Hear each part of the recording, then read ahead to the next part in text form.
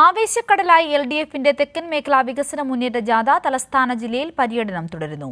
ആറ്റിങ്ങൽ മണ്ഡലത്തിലെ കിളിമാനൂരിൽ നിന്നും ആരംഭിച്ച ജാഥ അരുവിക്കര മണ്ഡലത്തിൽ ഇന്നത്തെ പര്യടനം പൂർത്തിയാക്കി. ഓരോ സ്വീകരണ കേന്ദ്രങ്ങളിലും ആയിരങ്ങളാണ് ജാഥയെ സ്വീകരിക്കുവാൻ ഒഴുകിയെത്തുന്നത്. പിയുടെ സംസ്ഥാന സെക്രട്ടറി ബിനോയ് വിശ്വം നയിക്കുന്ന തെക്കൻ മേഖലാ വികസന മുന്നേറ്റ ജാഥയ്ക്ക് തലസ്ഥാന ജില്ലയിൽ പ്രൗഢഗംഭീരമായ സ്വീകരണമാണ് എല്ലാ സ്വീകരണ കേന്ദ്രങ്ങളിലും ലഭിക്കുന്നത്. കേരളത്തിലെ സമകാലിക രാഷ്ട്രീയ വിഷയങ്ങൾ, ഒപ്പം തന്നെ സർക്കാരിൻ്റെ ക്ഷേമ പ്രവർത്തനങ്ങൾ, അടിസ്ഥാന രംഗത്തുള്ള വികസന നേട്ടങ്ങൾ, ഒപ്പം തന്നെ കേന്ദ്ര സർക്കാർ കേരളത്തോട് നടത്തുന്ന വലിയ തരത്തിലുള്ള അവഗണന, ഇത്തരം കാര്യങ്ങൾ ചൂണ്ടിക്കാട്ടി പ്രതിപക്ഷത്തെ തുറന്നു കാട്ടിയാണ് ഈ ജാഥ, LDFന്റെ ജാഥ എല്ലാ സ്വീകരണ കേന്ദ്രങ്ങളിലും എത്തിച്ചേർന്നത്. ഇന്ന് രാവിലെ ആറ്റിങ്ങൽ മണ്ഡലത്തിലെ കിളിമാനൂരിൽ നിന്ന് ആരംഭിച്ച ജാഥ അരുവിക്കര മണ്ഡലത്തിലെ ആര്യനാട് ജംഗ്ഷനിലാണ് ജാഥ സമാപിച്ചത്.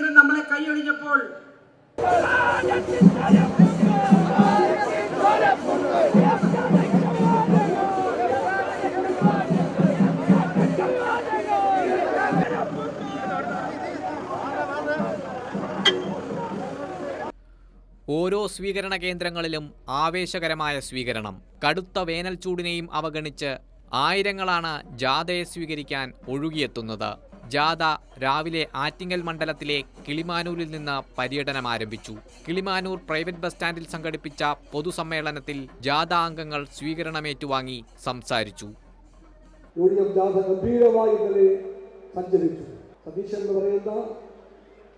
പ്രതിപക്ഷ നേതാവ് അവിടെ ഗംഭീരമായി എന്തെല്ലാമോ പറഞ്ഞു. പക്ഷേ ചോദ്യം എന്താണ്? UDFനും കോൺഗ്രസിനും സ്നേഹം ആരോടാണ്?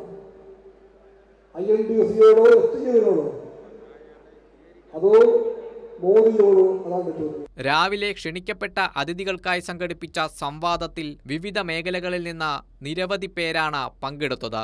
വാമനപുരം മണ്ഡലത്തിൽ കല്ലറയിലായിരുന്നു പൊതുയോഗം. കടുത്ത ചൂടിലും ആയിരങ്ങൾ യോഗത്തിന് ഒഴുകിയെത്തി.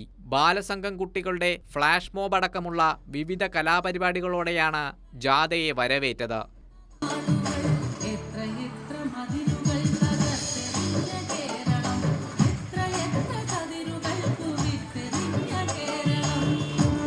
നെടുമങ്ങാട് മണ്ഡലത്തിലും ജാഥയെ സ്വീകരിക്കാൻ ആയിരങ്ങൾ കാത്തുനിന്നു. തുടർന്ന് അരുവിക്കര മണ്ഡലത്തിലെ ആര്യനാട് രാത്രിയും ജാഥയ്ക്ക് ആവേശോജ്വല സ്വീകരണമാണ് ലഭിച്ചത്. അരുവിക്കര മണ്ഡലത്തിലെ സ്വീകരണത്തോടെ ജാഥയുടെ ഇന്നത്തെ പര്യടനം പൂർത്തിയായി. നാളെ കാട്ടാക്കടയിൽ നിന്ന് ആരംഭിച്ച് കോവളം മണ്ഡലത്തിൽ ജാഥ സമാപിക്കും. കൈരളി ന്യൂസ്, തിരുവനന്തപുരം.